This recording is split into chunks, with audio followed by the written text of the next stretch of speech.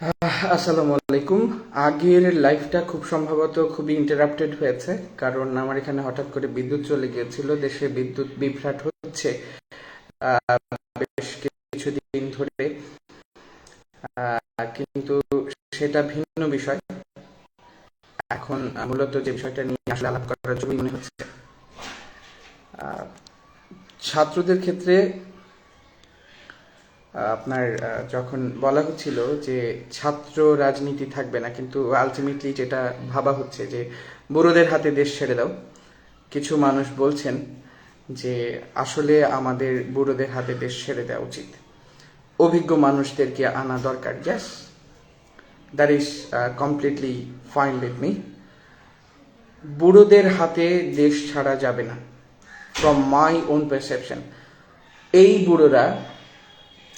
বুড়োরা গত 15 বছর 20 বছর এই শোষণের শিকার হয়েছে, এবং এই বুড়োরা বিন্দু মাত্র কোনো শব্দ করেনি।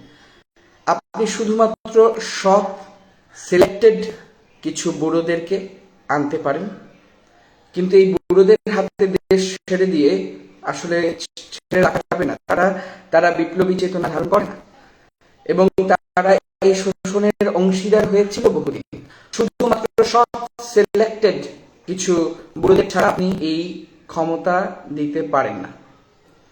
সুতরাং বুড়োদের হাতে দেশ ছাড়া যাবে না। তাহলে ছাত্ররা কি দেশ চালাবে? তারা কি অভিজ্ঞ? না, আমি সে কথা বলছি না, কিন্তু এই জায়গাতে ব্যালেন্স রাখা দরকার আছে। ছাত্র রাজনীতি বন্ধের বিষয়ে যারা কথা বলছে, এতে বেনিফিশিয়ারি কারা, আলটিমেট বেনিফিশিয়ারি কারা, সেটা চিন্তা করতে হবে।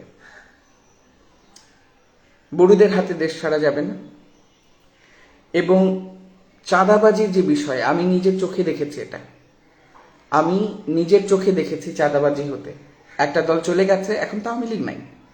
নো, এখন আওয়ামী লীগ নাই আসলেই ফিল্ডে। এখন কারা চাঁদাবাজি করছে?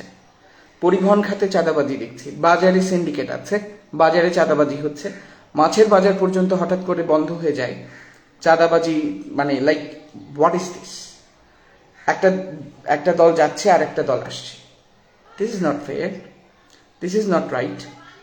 আমার এখানে পাহাড়িরা যেমন আছেন, পাহাড়িদের বিষয় নিয়ে আমি এর আগের লাইভে বলেছি that this is a complex matter. কিন্তু আমার বিএনপির খুব বড় বড় লয়ার কিছু সিনিয়র্স আছেন, ফ্রেন্ডস আছেন, আমি আপনাদেরকে নিশ্চয়ই বলছি, আপনারা ফাইন দল করেন, ফাইন, ইটস ওকে। আমরা তো মানে সরাসরি এখন বলা যাক আর না যাক, আমরা তো চাই দেশটা ভালো থাকুক। সেখানে আপনি আপনারা দল করেন বলে আপনাদেরকে অন্ধ হয়ে থাকতে হবে, দেখবেন না চোখের সামনে পরিবহনে চাঁদাবাজি হয়, এখানে চাঁদাবাজি হয়, ওখানে চাঁদাবাজি হয়। তা আপনারা এগুলো দেখবেন না, দেখেন, আপনারা ব্যবস্থা নেন, এবং দেশকে বুড়োদের হাতে ছাড়া যাবে না। That is it. এর একটা সুন্দর মিশেল দরকার। সুতরাং গুড লাক। আর একটা কথা হচ্ছে, যারা অ্যাকচুয়ালি স্কিল্ড, যেসব তরুণেরা স্কিল্ড, সেই তরুণদেরকে সামনে নিয়ে আসেন, এবং যেসব তরুণেরা স্কিল্ড না, এমন না, তাদের যারা স্কিলফুল হচ্ছে, তাদেরকে এই স্কিলফুল হবার সুযোগটা তৈরি করে দিতে হবে।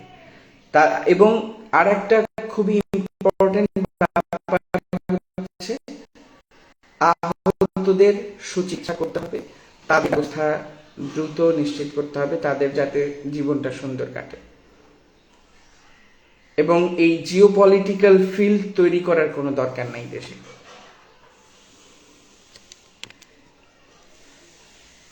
যার যার জায়গা থেকে অনাচারের বিরুদ্ধে দাঁড়াতে হবে, পজিটিভিটির পক্ষে কথা বলতে হবে, দেশের শান্তি নিয়ে কথা বলতে হবে, নিজেদের শান্তি দেখার বিষয় নিজেদের।